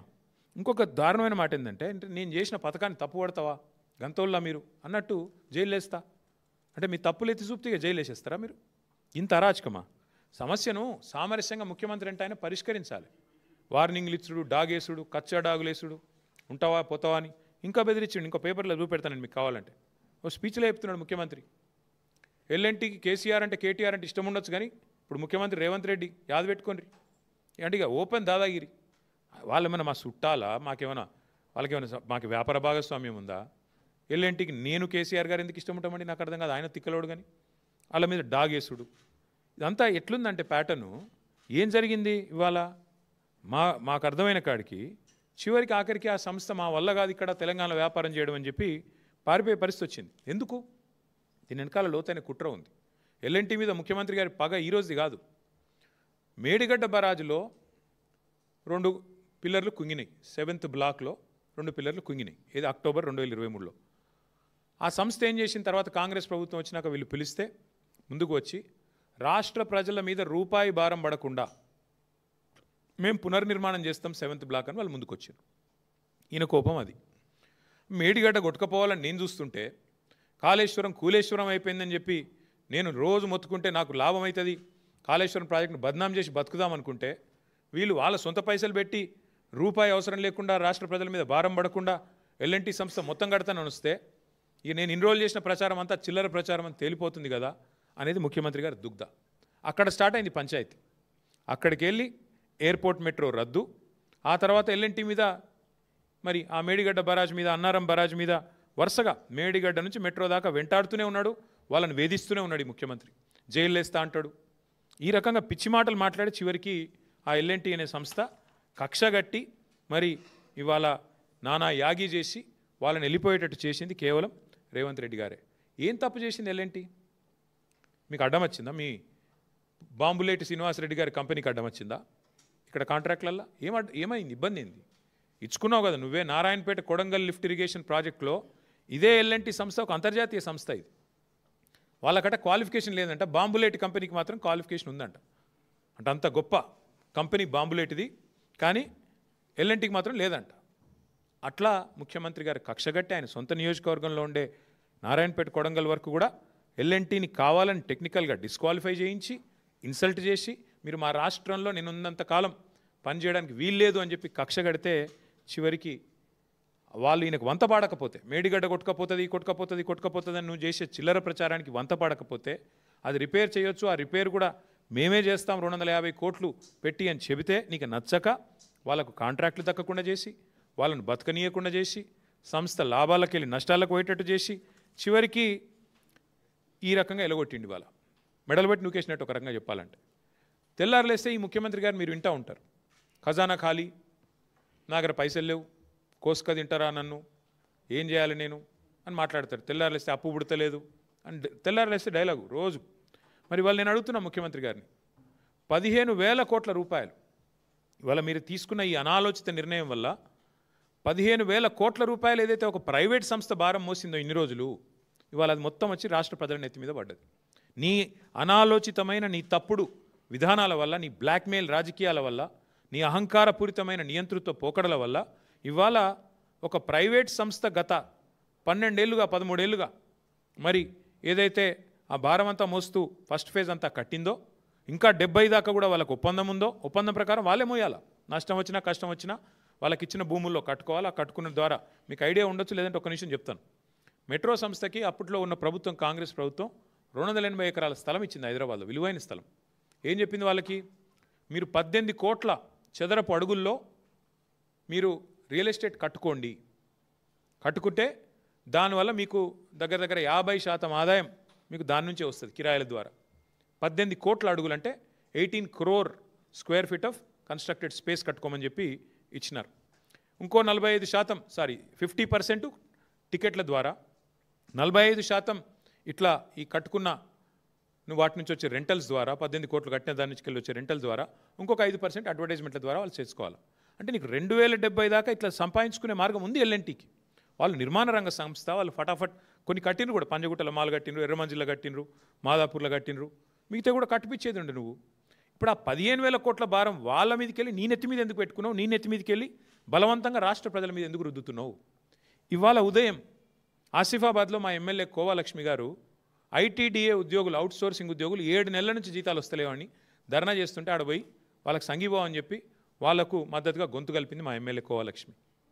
ఐటీడీఏ ఉద్యోగులు, చిన్న ఉద్యోగులు, అవుట్సోర్సింగ్ వాళ్ళు, వాళ్ళకు 7 నెలల నుంచి జీతాలు లేవు. కానీ ముఖ్యమంత్రి 15,000 కోట్ల భారం ఇలా రాష్ట్రం మీద మోపుతా ఉన్నాడు. ఎవరి కోసం? ఎవరి కోసం? నీ అహంకారం కోసమా? నీ నోటి దీనికోసమా? దేనికోసం చేస్తూ ఉన్నావు? ఇప్పటికే మీ వల్ల, మీ చేతగాంతనం వల్ల పరిశ్రమలు వెళ్ళిపోతూ ఉన్నాయి. ఇంకోటి గుజరాత్కి పోయింది కేన్స్, ఇంకోటి ఏపీకి పోయింది ప్రీమియరు, చెప్పుకుంటూ పోతే తమిళనాడుకు ఇంకోటి కార్నింగ్ పోయింది. ఇప్పుడు ఎల్ఎన్టీ కూడా మొత్తం రాష్ట్రం వదిలిపెట్టి వెళ్ళిపోయింది. నేను పొద్దున్నే ఎల్ఎన్టీ సంస్థలో ఉండే ఇంకో ఐటీ కంపెనీ ఉంటుంది మైంట్రీ అని, వాళ్ళతో కూడా మాట్లాడినా. వాళ్ళు కూడా చెప్తున్నారు, ఇక మా వాళ్ళకి ఇక్కడ నచ్చలేదు సార్, ఎందుకంటే సతాయిస్తున్నారు, వాళ్ళు కూడా ఆలోచన చేస్తున్నారు, ఎక్స్పాన్షన్ ఇక్కడ చేయొద్దు, వేరే కాడ చేసుకోవాలని నిర్ణయం తీసుకున్నారు అని మాట్లాడుతున్నారు. అంటే ఇంత అన్యాయంగా వ్యవహారం చేసి ఒక ఇట్లుంటుంది. ఇప్పటికే 2,20,000 కోట్లు అప్పు చేసిండు రేవంత్ రెడ్డి. ఈ 22 నెలల్లో నెలకు 10,000 కోట్ల రూపాయల చొప్పున కాగ్ చెప్పింది, నేను చెప్పట్లేదు. 2,20,000 కోట్ల అప్పు చేసిండు. ఇవాళ మరొక 15,000 కోట్ల అప్పు. దీనివల్ల ఎవరి కోసం? దేనికోసం? ఈ అప్పు ఎవరు కడతారు? నేను అడిగేది ఈ ముఖ్యమంత్రి గారిని, మీరు దేనికి పైసలు లేవంటారు? ఆర్టీసీ కార్మికులను ఆదుకునేందుకు పైసలు లేవు, ఉద్యోగస్తులకు డిఏలు ఇచ్చేందుకు పైసలు లేవు, రిటైర్డ్ అయిన ఉద్యోగులకు రిటైర్మెంట్ బెనిఫిట్స్ ఇచ్చేందుకు పైసలు లేవు, 6 గ్యారంటీల అమలుకు పైసలు లేవు. మరి 15,000 కోట్ల అప్పు ఎందుకు? ఎవరి కోసం? ఏ కారణం చేత మీరు తీసుకుంటున్నారో చెప్పాలని చెప్పి నేను కోరుతా ఉన్నాను. మాకైతే స్పష్టమైన సమాచారం ఉంది. ముఖ్యమంత్రి గారి ఎజెండా పెద్దగా ఉంది. ముఖ్యమంత్రి ఏం చేసినా దాని ఇంకొక లెక్క ఉంటుంది. ఆ లెక్క ఏంది అంటే ఈ 280 ఎకరాల మీద ముఖ్యమంత్రి గారికి ఆయన అనుయాయులకు కన్నుపడ్డది. ఈ 280 ఎకరాలు ఏదైతే ప్రభుత్వం మెట్రోకి ఇచ్చిందో వాటిని వాపసు తీసుకోవడం వల్ల ఏమైందంటే ఆ ల్యాండ్స్ అన్నీ అయితే అమ్ముకోవచ్చు. వాళ్ళ ఫ్రెండ్స్కి, ఫ్యామిలీకి, ఫ్రెండ్స్ అండ్ ఫ్యామిలీ బెనిఫిట్ స్కీమ్లో ఇష్టం వచ్చినట్టు అడ్డికి పావుషేర్ అమ్ముకోవచ్చు. లేదా ఇంకెవరికైనా వాళ్ళకు దగ్గరగా ఉండే కొన్ని సంస్థలకు, ఇక మీకు తెలుసు వాళ్ళు ఎవరో, నేను చెప్పని పేర్లు చెప్తే మళ్ళీ మీరు కొంతమంది లైవ్లు ఇవ్వలేరు, మీ బాధ నాకు తెలుసు, కాబట్టి వాళ్ళకు అమ్ముకోవచ్చు. ఇది ఆయన ఎత్తుగడ. 280 ఎకరాలు ఇవాళ ఆ రకంగా అమ్ముకోవాలన్నది వారి ఆలోచన. అట్లాగే కొన్ని మాల్స్ ఉన్నాయి కట్టి. ఇక ఆ మాల్స్ని ఏం చేస్తారో, వాటిని ఎవరెవరికి రాసుకుంటారో, అడ్డగోలు దోపిడీకి ఎట్లా తెరదీస్తారో మీరు చూస్తారు. 20 నెలల్లో ఒక ఇటుక పెట్టలేదు, ఒక యూరియా బస్తా ఇవ్వలేదు, కానీ 15,000 కోట్ల అప్పు మాత్రం మోస్తాం అని చెప్పి. ఇంకా విచిత్రం ఏంటంటే నాకు చాలా ఆశ్చర్యం అనిపించింది. చెప్పేటోళ్ళకి లేదు కానీ రాష్ట్రాలకు అయితే ఉండాలి కదా. ప్రభుత్వ చేతికి మెట్రో, ఇన్ని రోజులు ప్రభుత్వం చేతిలో కాకపోతే ఎవరి చేతిలో ఉంది మెట్రో? కొద్ది రాసేటప్పుడు చూసుకొని ఆలోచించుకొని రాయాలి కదా. పీపీపీ అంటే ఏంటి? Public private partnership. Metro is always been with government. ఇప్పుడు ఓఆర్ఆర్ మీద ఎవడో పనికి మళ్ళీ రాస్తాడు, ఓఆర్ఆర్ ప్రైవేట్ వాళ్ళకి అమ్మేసిండ్రు, అనేటోడు అంటాడు రాష్ట్రాలకు ఉండాలి కదా. అమలే స్వామి లీజు, అది లీజే ఇది లీజే. జిఎంఆర్ ఎయిర్పోర్ట్ కూడా లీజ్ మీదే ఉంది, మళ్ళీ అల్టిమేట్ గవర్నమెంట్కే వస్తుంది. ప్రజల సంపద అది, అది రేవంత్ రెడ్డిదో కేటీఆర్దో ఇంకొకరిదో వ్యక్తుల సంపద కాదు. ఓఆర్ఆర్ అయినా లీజ్కే ఇచ్చాము, మెట్రో కూడా మనం లీజ్కి ఇచ్చిందే కాంగ్రెస్ ప్రభుత్వం, జిఎంఆర్ ఎయిర్పోర్ట్ను కూడా ఆనాడు చంద్రబాబు గారి ప్రభుత్వం లీజ్కి ఇచ్చింది. కాబట్టి ఇవన్నీ కూడా లీజులు తప్ప ఇదెవరో అమ్మినరు, ఇంకొరెవరు తిన్నారు, అవన్నీ డబ్బులు వెనకాలేసుకున్నారు, ఇట్లాంటి పనికిమాలిన మాటలు కరెక్ట్ కాదు. కానీ ఇవాళ రేవంత్ రెడ్డి గారి నిర్వాహకం ఎంత దరిద్రం అంటే, 15,000 కోట్ల అప్పు, అనవసరపు అప్పు రుద్దుతుంటే దాని మీద అందంగా రాస్తారు ఏమని, ఇదేదో మెట్రో తిరిగి స్వాధీనం చేసుకున్నది ప్రభుత్వం, ఇన్ని రోజులు ఏదో ప్రైవేట్ వ్యక్తుల చేతుల్లో ఉన్నట్టు. ఇంకా విచిత్రం ఏంటంటే ఈ ఎల్ఎన్టీ సంస్థను తెల్లారలేస్తే ముఖ్యమంత్రి గారు దునమాడుతుంటారు, మేడిగడ్డ ఇట్లా చేసినారు, అసలు నారాయణపేట కొడంగల్కి వీళ్ళు పనికిరారు అని. మరి వాళ్ళే ఏఐసీసీ ఆఫీస్ కూడా కట్టిరు ఢిల్లీలో ఎల్ఎన్టీ. అది తెలియదు పాపం ఆయనకి, డబ్బులు ఈయనే పంపిండు కానీ పాపం పేమెంట్ ఎవరు చేసిండ్రో ఆయనకు తెలియదు. అట్లాగే ఇంకొక మాట కూడా నేను చెప్తా ఉన్నా, మేము 10 ఏళ్లలో ఎన్నో భూసేకరణ సమస్యలు అన్నీ అడ్డం వస్తే కూడా వాటిని ఒక్కొక్కటిగా వస్తాయి, రొటీన్గా ఇన్ఫ్రాస్ట్రక్చర్ వర్క్లు ఇవన్నీ వస్తాయి, అవన్నీ చేసి క్లియర్ చేసి చివరికి 70 కిలోమీటర్లు పూర్తి చేసి ఎల్ఎన్టీకి ఎప్పటికప్పుడు ధైర్యం చెప్తూ నడపండి మీరు అని చెప్పి ధైర్యం చెప్పి చివరికి 3,000 కోట్ల సాఫ్ట్ లోన్ కూడా క్యాబినెట్లో అనుమతి ఇచ్చి అందులో 900 కోట్లు కూడా ఇచ్చి దాని ప్రజా రవాణా వ్యవస్థ సాధారణంగా నష్టాల్లో పోయినా దాని లాభం నష్టం అని చూసుకోకుండా ప్రజలకు ఉపయోగపడుతుంది. కాబట్టి ఆ రకంగా మేము ముందుకు తీసుకొని పోతే ఇవాళ ఇష్టం వచ్చినట్టుగా ఆలోచన లేకుండా ఇష్టం వచ్చినట్టు రద్దు చేసినారు. ఇంకా విచిత్రమైన ఒక మాట చెప్తాను మీకు, ప్రజా రవాణా పట్ల ముఖ్యమంత్రి గారికి ఉన్న అవగాహన గురించి.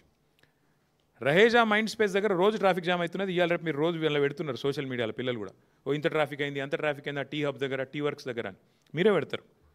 కొంతమంది నన్ను తిట్టేటోళ్ళు కూడా ఉన్నారు అందులో కింద, ఎప్పుడు ట్రాఫిక్ జామ్ అయినా ఇంకా కూడా నన్నే తిడుతున్నారు. సరే అది ఓకే. వాస్తవం ఏంటంటే ఈ ఎయిర్పోర్ట్ మెట్రో వస్తే అది ఉండేది కాదు, సమస్య కొంత ఉపశమనం లభించేది. ముఖ్యమంత్రి గారికి అది ఇష్టం లేదు, రహేజా మైండ్ స్పేస్ నుంచి ఎయిర్పోర్ట్కి పోయే మెట్రో ఇష్టం లేదు. కానీ ఎక్కడికి కావాలంటే తెలుసా, Shamshabad to future city. Future లేని ఫ్యూచర్ సిటీకేమో మెట్రో కావాలంట ముఖ్యమంత్రి గారికి.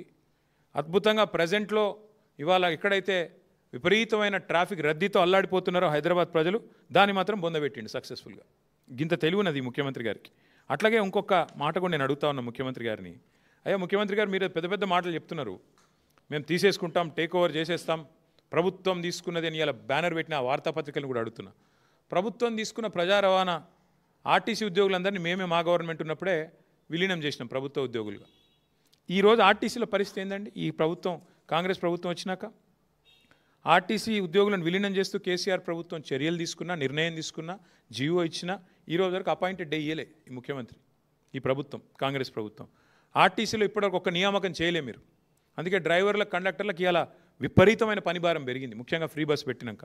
ఒక్కొక్కరు 12 గంటల నుంచి 16 గంటలు పనిచేస్తున్నారు నాన్ స్టాప్గా ఆర్టీసీలో.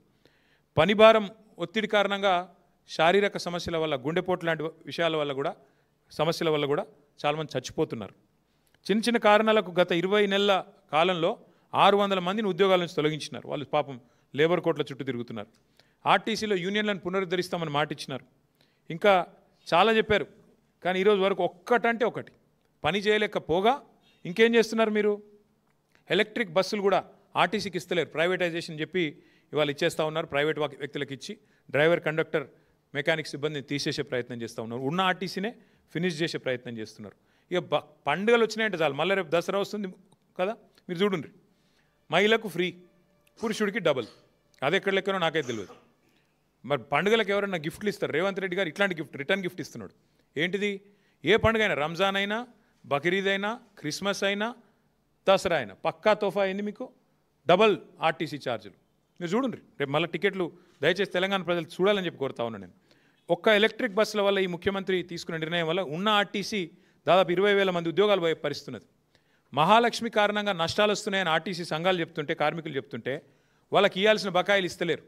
ఉన్న ఆర్టీసీనే నడిపే ముఖం లేదు నీకు. నెల నెల ఆర్టీసీకి 600 కోట్లు ఇచ్చే ముఖం లేదు.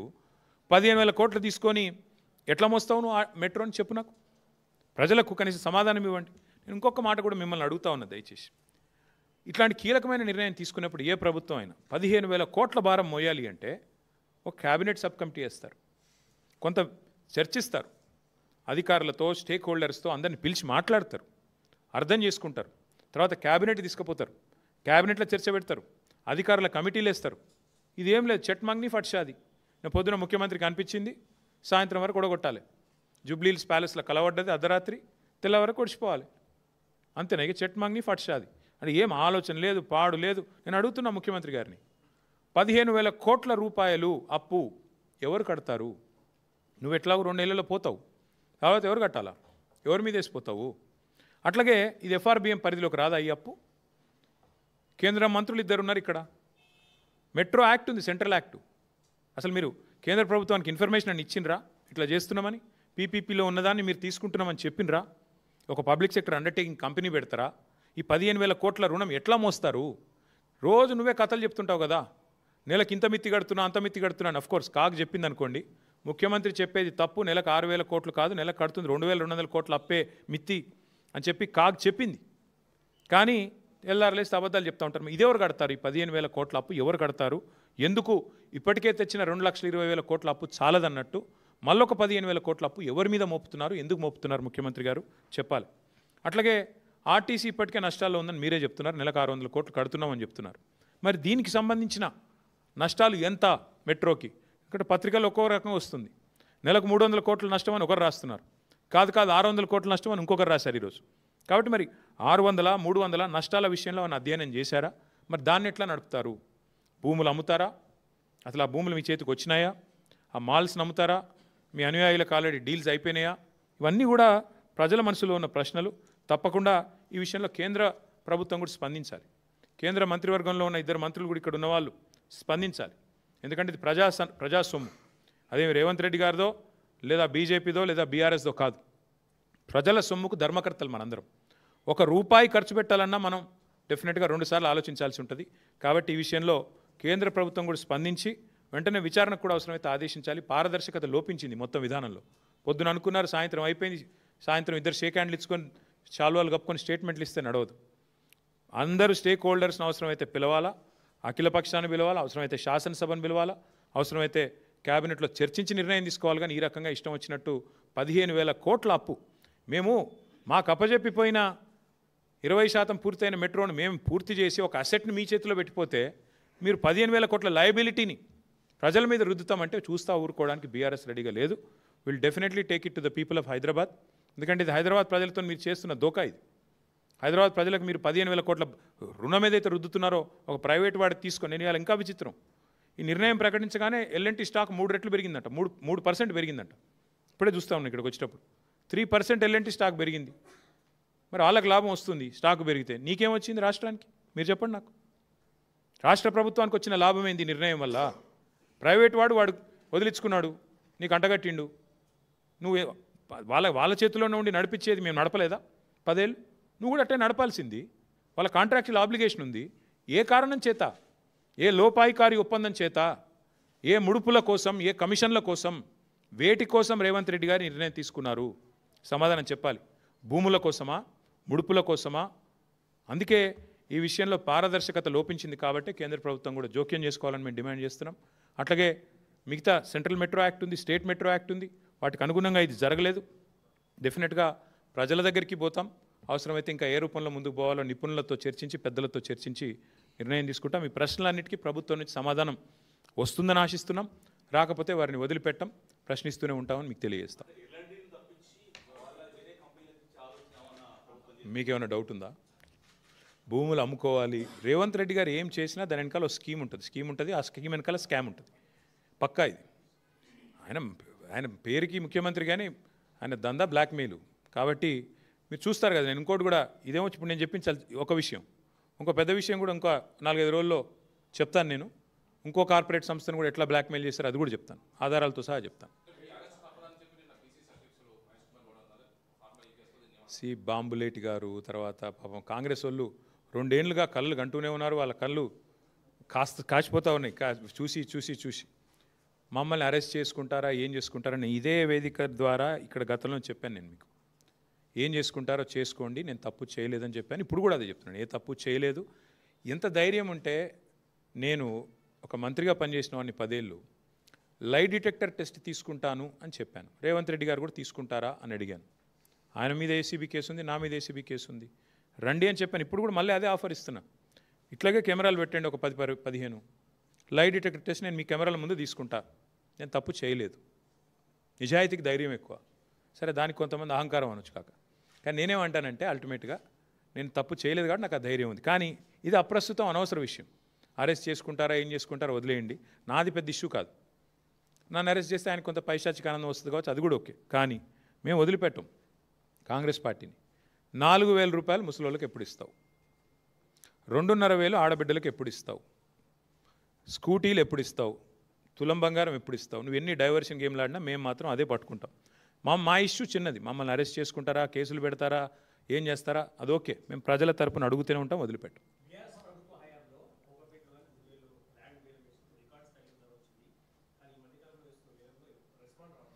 రియల్ ఎస్టేట్ కుదేలు అవుతుంది అని నేను ఎలక్షన్ ముందే చెప్పిన బ్రదర్. కాంగ్రెస్ వస్తే రియల్ ఎస్టేట్ డామ్ అంటుందని చెప్పిన. దానికి ప్రధాన కారణం ఇవాళ హైడ్రా అనే ఒక భూతాన్ని ఏదైతే హైదరాబాద్ మీద వదిలిపెట్టినరో, హైడ్రా అనే భూతం ఇవాళ హైదరాబాద్లో రియల్ ఎస్టేట్ డామ్ అనడానికి ప్రధాన కారణమే హైడ్రా అనే భూతం. హైడ్రా అనేది కేవలం బ్లాక్మెయిలర్లకు ఆలంబనగా మారింది. దానివల్ల ఇవాళ 100 కోట్ల రూపాయలు చేతులు మారుతూ ఉన్నాయి. హైడ్రా అనే సంస్థ వల్ల ఇవాళ బిల్డర్లను, అదేవిధంగా కాంట్రాక్టర్లను బెదిరించడానికి, కొంతమంది స్థలం యజమానులను బెదిరించడానికి. మీరు చూడండి, హైడ్రా అనేది పెద్దవాళ్లకు మాత్రం చుట్టం, పేదవాళ్లకు మాత్రం భూతం. ఒక్క పెద్దవాడి ఇల్లన్నా హైడ్రా పోయి కొట్టే పరిస్థితి ఉందా ఇవాళ? తిరుపతి రెడ్డి గారిదో, కేవీపీ రామచంద్రరావు గారిదో, వివేక్ వెంకటస్వామి గారిదో, అన్ని చెర్లలోనే ఉన్నాయి కదా, పొంగులేటి శ్రీనివాసరెడ్డి గారిదో. ఏది హైడ్రా అనేది పోదు, అక్కడ దగ్గర కూడా పోదు. కానీ పేదవాళ్ళ ఇంటికి మాత్రం పోయి ఇష్టం వచ్చినట్టు కూలగొడతారు. అందుకే నేను చెప్తా ఉన్నా హైదరాబాద్ ప్రజలకి, ఈ హైడ్రా అనే భూతాన్ని వదిలించుకోవాలంటే కాంగ్రెస్ అనే ఇంకో పెద్ద భూతాన్ని వదిలించాలి. దయచేసి ఆలోచించండి. లేకపోతే హైడ్రా మళ్ళీ కాంగ్రెస్కి ఓటేసి వాళ్ళకు అవకాశం ఇస్తే మనం ఖచ్చితంగా మన ఇల్లు కూలగొట్టమని లైసెన్స్ ఇచ్చినట్టే అవుతుంది. మాకు ఎంత విచిత్రం అంటే బ్రదర్, మేమేమో ప్రజల సమస్యలు మాట్లాడతాము, యూరియా గురించి మాట్లాడతాము, గ్రూప్ 1లో జరిగిన సమస్యల గురించి మాట్లాడతాము. ఇదేది ఆర్ఎస్ బ్రదర్స్ ఎవరు మాట్లాడరు. వాళ్ళకి కావాల్సింది ఏంది? కేటీఆర్ ఏ కార్లో తిరుగుతున్నాడు, తప్పు చేస్తే కేసు పెట్టి నేను వద్దంటలేదు కదా, నేను తప్పు చేయలేదని చెప్తున్నా ఓపెన్గా. ఏందన్న తప్పు చేస్తే ఇద్దరు ప్రభుత్వాల్లో ఉన్నారు కదా, కేంద్రంలో మీరున్నారు, రాష్ట్రంలో వారున్నారు. పెట్టండి, ఏం కేసులు పెడతారో పెట్టండి, ఏం విచారణలు చేస్తారో చేయండి, మాకు అభ్యంతరం లేదు. ఇవన్నీ ఇప్పుడు అన్నీ పోతే ఎల్ఎన్టీది ఎక్కడ పోద్దాం?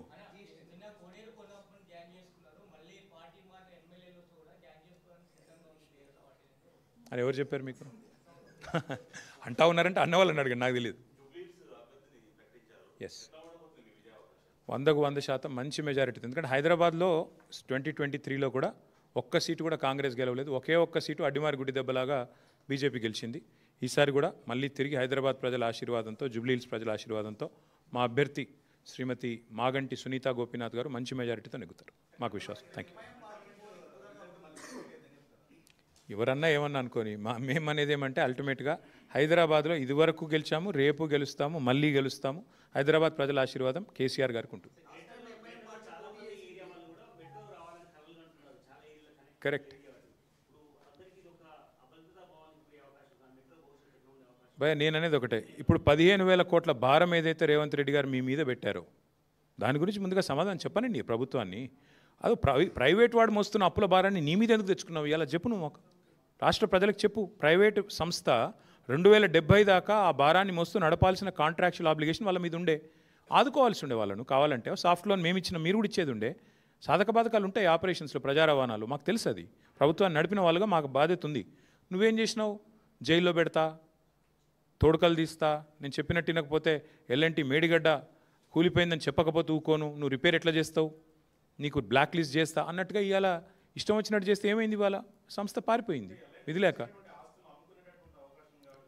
100% ముఖ్యమంత్రి గారు, వారి అనుయాయులు, ఆయన వెనకాల ఉండే కొంతమంది రియల్ ఎస్టేట్ బ్రోకర్లు ఈ భూముల మీద కన్నేసే ఇదంతా చేశారనేది నా అనుమానం. అనుమానం నిజమా కాదా మీరు చూస్తారు, భవిష్యత్తులో మీరే చూస్తారు ఎవరెవరి కిందకి.